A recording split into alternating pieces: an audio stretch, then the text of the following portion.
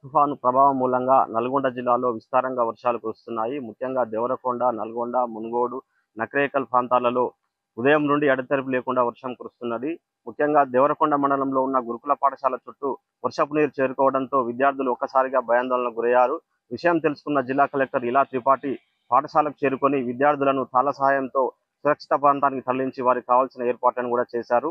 హైదరాబాద్లో పాటు నకరేకల్లో కురుస్తున్న వర్షాల మూలంగా మూసీ ప్రాజెక్టు రిజర్వాయర్లోకి భారీగా వరద నీరు వచ్చి చేరడంతో మూసీ అధికారులు 7 గేట్లను 4 ఇంచుల మేర పైకి లేపి దిగువ ప్రాంతానికి నీటిని విడుదల చేస్తున్నారు. ముంపు గ్రామాల ప్రజల్ని అప్రమత్తం చేస్తున్నారు.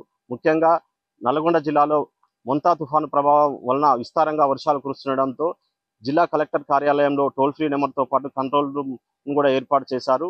జిల్లాలో ఎలాంటి ఘటనలు జరిగినా కంట్రోల్ రూమ్కు ఫోన్ చేయాలని చెప్పేసి జిల్లా అధికారులు కోరుతున్నారు. ముఖ్యంగా జిల్లా కలెక్టర్ టెలికాన్ఫరెన్స్ ద్వారా అధికారులతో మాట్లాడుతూ ప్రజలు అవసరమైతే తప్ప బయటికి రావద్దని, ఎలాంటి ప్రాబ్లం ఉన్నా ఎలాంటి ఇబ్బందులు ఉన్నా టోల్ ఫ్రీ నెంబర్కు ఫోన్ చేయాలని చెప్పేసి జిల్లా కలెక్టర్ ప్రజలకు సూచిస్తున్నారు, తెలుపుతున్నారు.